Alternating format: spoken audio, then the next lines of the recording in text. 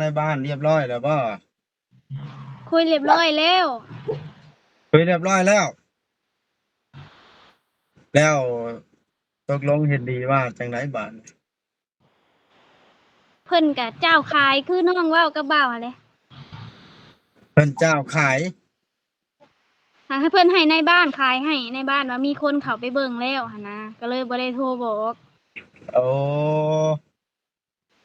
เพิ่นให้ในบ้านขายให้เลย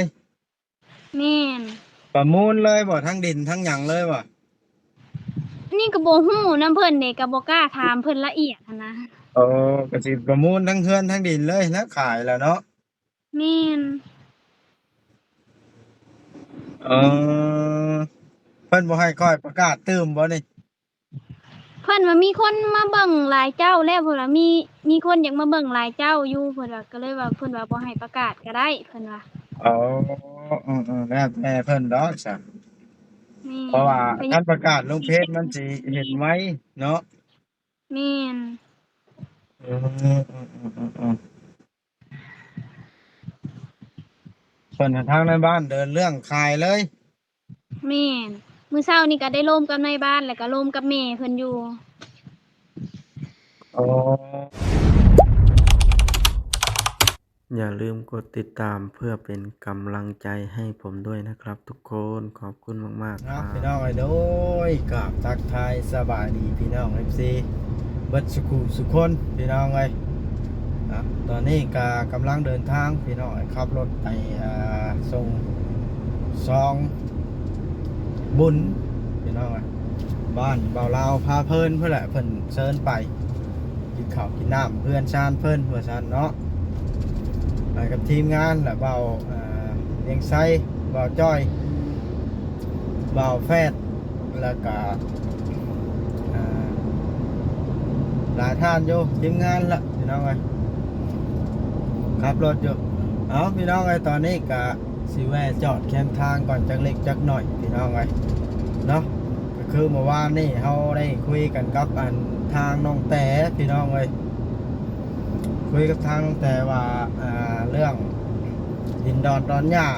เตรียมสิขายนี่ละพี่น้องเอ้ยเนาะน้องแต่ว่าถ้าเพิ่นคุยกันเรียบร้อยแล้วสิประกาศขายว่าซั่นขายทั้งเฮือนบ่หรือว่าขายทอดแต่ดินพี่น้องเอ้ยก็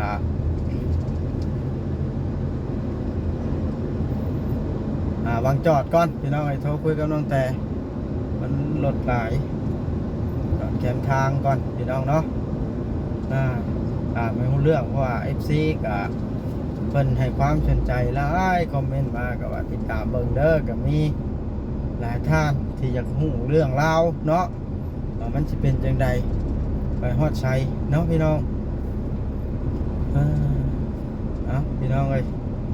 เพื่อบ่เป็นการซักษาเสียเวลาพี่น้องเอ้ยก็แวะจอดรถกันโทรหาน้องแต่กันเลยพี่น้องเอ้ยว่าเพิ่นเฮ็ดหยังอยู่ตอนนี้มันก็สายเติบแล้วนี่เนาะ8โมง9โมงเช้าเกือบ10โมงแล้วพี่น้องเอ้ยอ่าโอเคพี่น้องโทรกันเลยเฮ้ยสบายดีเด้อน้องแต่มีอ๋อโทวันนี้คือแต่งตัวงามแท้สิไปทางใดอันนี้โก้งามบ่นี่น่ะกำลังฮะสวยหน้าแล้วซักเครื่องกำลังสวยหน้าแล้วโอ้ตัดเครื่องซักของแม่นมันกำลังแดดเด้มื้อนี้เมื่อวานนี้มันครึ้มเบิดมื้ออ๋อมันฝนตกได้เนาะ แม่น เอามานี่ก็ได้มีแนวอยากถามอีกตั้งแต่โดยเป็นไดทางผู้ใหญ่เพิ่นคุยกับทางในบ้านเรียบร้อยแล้วบ่คุยเรียบร้อยแล้วคุยเรียบร้อยแล้วแล้วตกลงเห็นดีว่าจังไดบาดเพิ่นกะเจ้าขายคือน้องเว้ากับบ่าวหั่นแหละเพิ่นเจ้าขายหาให้เพิ่นให้ในบ้านขายให้ในบ้านว่ามีคนเข้าไปเบิ่งแล้วหั่นนะก็เลยบ่ได้โทรบอกโอ้เพิ่นให้ในบ้านขายให้เลยแม่น ประมูลเลยบ่ทั้งดินทั้งหยังเลยบ่ นี่ก็บ่ฮู้นำเพิ่นเด้ก็บ่กล้าถามเพิ่นละเอียดหั้นนะ โอ้ก็สิประมูลทั้งเฮือนทั้งดินเลยนะขายแล้วเนาะ แม่น เออเพิ่นบ่ให้ค่อยประกาศตื้มบ่นี่ เพิ่นว่ามีคนมาเบิ่งหลายเจ้าแล้วเพิ่นว่ามีคนอยากมาเบิ่งหลายเจ้าอยู่เพิ่นว่าก็เลยว่าเพิ่นว่าบ่ให้ประกาศก็ได้เพิ่นว่า อ๋อแล้วแต่เพิ่นดอกจ้ะ แม่น เพราะว่า เพิ่นอ กายาร ก ประกาศลงเพจมันสิเห็นไว้เนาะ แม่น อืมเพิ่นหาทางในบ้านเดินเรื่องขายเลย แม่นมื้อเช้านี่ก็ได้ร่วมกับในบ้านแล้วก็ร่วมกับแม่เพิ่นอยู่ อ๋อเออตกลงเห็นดีกันเบิดบ่บาดน่ะ แม่น คือว่าเห็น FC คอมเมนต์ก็หลายคอมเมนต์อยู่ได้ตั้งแต่ว่า มันดินทั้งเฮือนทั้งดินมันหลายเจ้าเพิ่นล้มกันถือกันแล้ววะ อันนี้ก็แม่เพิ่นร่วมกันแหละติอันนี้ก็บ่ฮู้คือกัน เพราะว่าแม่เพิ่นก็เว้าไงแม่เพิ่นตัวผู้เฮ็ดเรือนก็บ่อยากให้ตุ๊กขึ้นไปอยู่หั่นนะเพราะว่าคือน้องเว้าอะแหละตุ๊กก็เว้ากลับหน้ากลับหลังในนี้หั่นนะ อืม เพิ่นก็เลยว่าสงสัยเพิ่นก็ล้มกันแตกแหละติเพิ่นจัง แม่นเว้าได้ เพิ่นให้เป็นผู้ใหญ่เพราะว่านี่ก็สิถามนี่บ่มีหยังดอกเพราะว่า FC คอมเมนต์เข้ามาแบบนั้นน่ะนะก็เลยถามให้ FC โดยเพิ่นก็คือสิล้มกันตกแตกแล้ว เพราะว่าขนาดเพิ่นโทรล้มกันในบ้านก็ยังมาถามน้องคือเก่าว่าพร้อมขายบ่จังซั่นจังซี่หั้นนะ โอ้ในบ้านก็โทรถามเจ้าคือกันหรือประชุมสาย บ่ตอนนั้นช่วงเพิ่นล้มกันน่ะน้องบ่ได้เข้าสายนำมาแล้วในบ้านเพิ่นโทรมาหาน้องบัดนี้ ในบ้านเพิ่นโทรมาต่างหากเนาะ แม่น แล้วเจ้าบอกในบ้านได้ทราบว่าจังไดบาด ก็ขายหั้นแหละเพราะว่าน้องอยากเมื่ออยู่ก็อยู่บ่ได้เด้ขนาดในบ้านเพิ่นก็ยังว่าบ่ต้องมาอยู่ดอกมันสิซ้อกันเพิ่นว่า แม่นแหล้วแม่นความในบ้านนะมันสิยุ่งยากเนาะ เพราะว่าในบ้านเพิ่นแฮ่งสิฮู้ดีกว่าลูกบ้านนะนี่หั้นนะว่ามันเป็น แม่น แนว แห ใด ละ เนี่ย แม่นตั้งแต่อันขายได้แล้วมาซื้ออยู่ดงมึกแง้ววังอันดินสาวนางเพิ่นซื้อไปแห้งบอนชะเจ้าเลย แม่นน้องก็อยากได้อยู่วางดินเก่าแม่หั้นแหล้วโอ้ยน้องคิดสิได้อยู่คันแม่นว่าเพิ่นสิขายให้ก็แม่นว่าเพิ่นยังบ่ได้เฮ็ดหยังหั้นนะ อ่าอ่าอ่า คันแม่นว่าเพิ่นบ่ขายให้ก็ไปหาซื้อแถวดงบางแง้วคือเก่าหั่นแหละ มีอยู่ดอกบ่อึดดอกดินแถวน่ะเนาะดินจัดสรรก็เต็มอยู่เนาะ แม่น ตรงนี้ดอกมะแงวนะ บ่อยู่นอกหมู่ได้บัดนี้ กันเอาอันนั้นโอ้บ่อยู่นอกบ่ได้แล้ว มันติดทางมันแพงนั่น นอกอะแถวเฮือนแม่นางบ่ในนี่นะอยากให้เอาง่ายให้มันมีเฮือนคนอยู่นำหั่นนะ มันแพงได้น้องแต่เอ้ย อยู่แถวเฮือนแม่นางแถวว่างแถวใกล้ๆกันน่ะก็พออยู่อันนี้ผัดแม่นไปอยู่ไกลก็มี2คนคือเก่าในนี่หั่นน่ะ อ๋อ ได้ดินวังเก่าหั่นแหละเพิ่นก็บอกว่าให้ไปซื้อดินวังเก่าเพิ่นว่า ล้มก็แม่นางแล้วบ่ถามเจ้าก็ได้ เพิ่นยังบ่ได้ให้ร่มกับไผนะเพราะว่า ขายยังบ่ เพิ่น ได้ แม่นเพิ่นยังแล่นขายอยู่ เออ อันนี้ก็ตามแต่เพิ่นคันแม่นเว้าอันนั้นก็เพิ่นอยากซื้ออยู่ไสให้ก็ไปอยู่วังหั่นแหละ โยกแม่นอยู่ดอกเว้าชื่อใส่ไปอยู่หั่นมันว่างบ่เคยอยู่บ่เรื่องถิ่นบัดแฮ่งเต็กทำมาหากินก็ยาก บอกคันแม่นว่าบ่ให้มันวิดแถวดงมะแงวหั่นนะน้องก็บ่ได้อยา แม่ ก น ไป อยู่คำบ่วิจากเขตเฮาเคยอยู่ว่าซั่นไปเนาะ บ่ให้วิดแถวนั้น อ๋อดีจ้ะและทางน้องแต่ได้ข่าวน้องตุ๊กแล้วบ่ โทรบ่ได้คือเก่าว่าบ่เป็นคือเก่าเลย โทรบ่ได้เลย อืม อืมเพิ่นสิฮู้อีโนอีเหน่อยู่บ่บาดนี้เนาะ ผู้บ้านเพิ่นสิเข้าไปเบิ่งตอนแลงเพิ่นสิเข้าไปบอก ชาวบ้านสิเข้าไปหาตุ๊ก แม่น อืมเพิ่นสิบ่ตกใจซะบ่บัดนี้เนาะ บ่ฮู้นำแหละอันนี้ก็มันเว้าง่ายมันบ่แม่นน้องอยากอันนั้นเนาะเพิ่นเสนอมาหันนะ แม่นแล้ว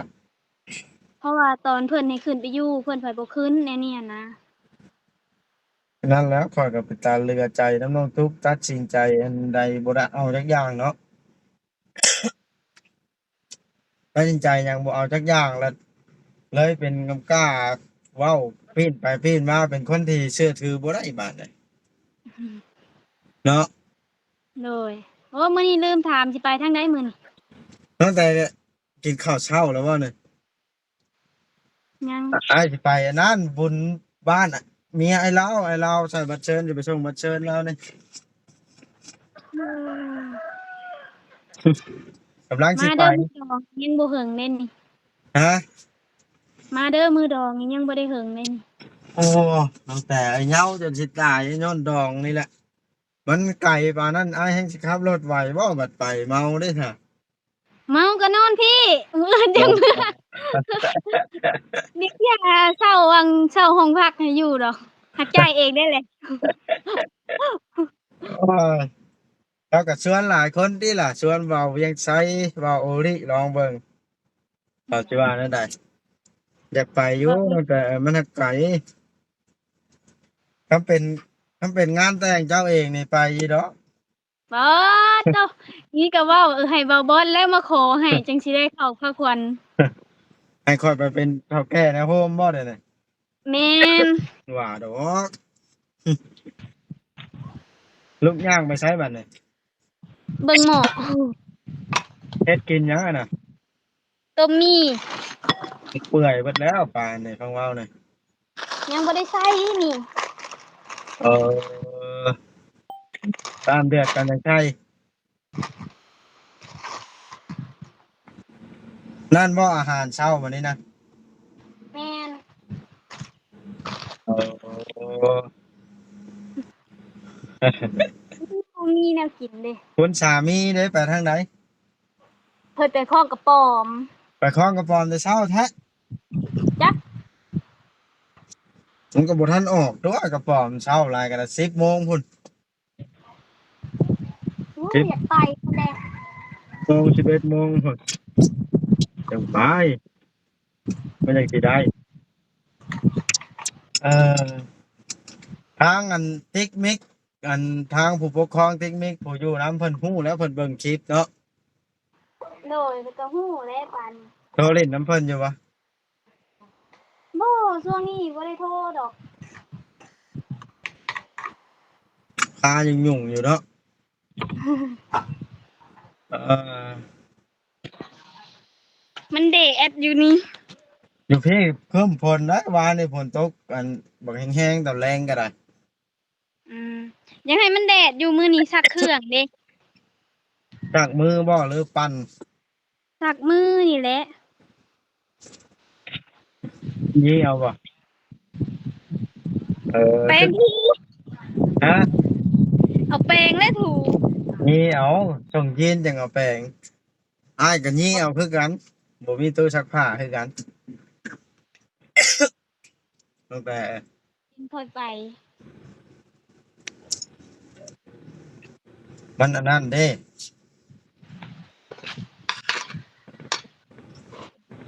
ไปกับไผแน่นี่ บ่าวเวียงไทยบ่าวจ้อย สิไปเอาเพิ่นบ่อันนี้ แม่นเขาท่าอยู่เซโนบ่ อืมบอกเพิ่นว่าบอกเพิ่นว่าน้องแต่บอกว่าให้เก็บค่าน้ำมันรถเด้อว่าผู้ละแสนว่านี่ ให้ข่อยเก็บค่าน้ำมันรถบ่ แม่น โอ้ผมบ่เก็บก็บ่ได้แล้ว เก็บกันแล้วพุ่นละ40 50บ่40 50มันบ่พอดอกว่าน้องแต่บอกให้เก็บผู้ละแสนว่านี่ว่านี่ เอาอันนั้นเลยบ่ แม่น ไปฮอดเขาวันข่อยสิบอกเขาขี่รถอยู่ได้เดี๋ยวนี้นะ ขี่รถไปนำเนาะ เออคันฮอดว่ามันบ่มีสัญญาณมันก็ตัดตึ๊ดตัดตึ๊ดตัดไปล่ะ อืม จักท้องกินผู้เดียวนะต้องมีนะน้องแต่ ถุงหนึงเพราะว่าบ่อยากกินหลายปานใดเพราะว่าเลือด ย่าน ลุงเลือด ย่านนั้น ตุ้ยเพิ่นว่า บ่ยันเลือดจางเด้ อ่าบ่ตั้งแต่กูมื้อนี่ก็ตุ้ยขึ้นได้หน้าเต็มบ่รออยู่ โอ้ยน้ำหนักน้องลงได้ ลงเท่าไหร่แล้ว70นี่บ่ โอ้น้ำหนักช่วงออกไปเจอห้องหมอน่ะ บวมยาเนาะมีบ่แม่น50ปลายผู้บอก ก็นี่บ่ได้ฮอด50บ่ บ่ อ้ายก็น้ำหนักลงคือกันเดี๋ยวนี้ก็40ปลายนะ อืม 42โลนึง บ่เชื่อดอกบ่าวบอสเอ้ย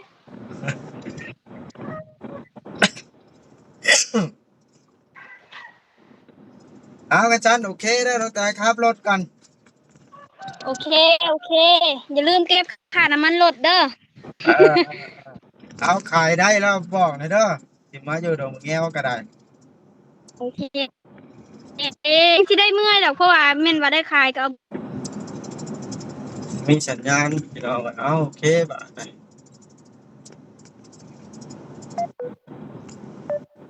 อ้าวพี่น้องไอ้เด้อได้โทรคุยเรียบร้อยแล้วกับทางทางน้องแต่ก็ได้พี่น้องเอ้ยโทรคุยเรียบร้อยเพิ่นก็ได้เจ้าขายพี่น้องเอ้ยทางในบ้านเพิ่นเป็นผู้ดำเนินการเลยว่าซั่นและทางน้องตุ๊กเพิ่น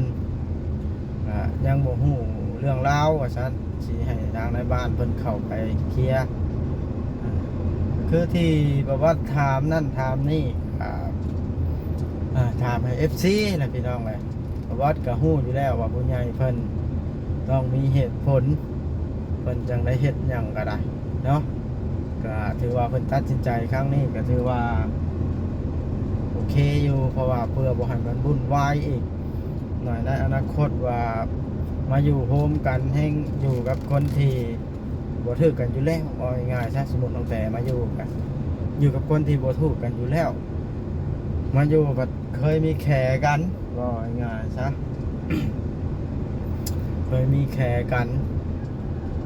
มันก็สิอยู่บ่ม่วนกันขายได้ล่ะเมื่อซื้อดินอยู่ดงแง้ว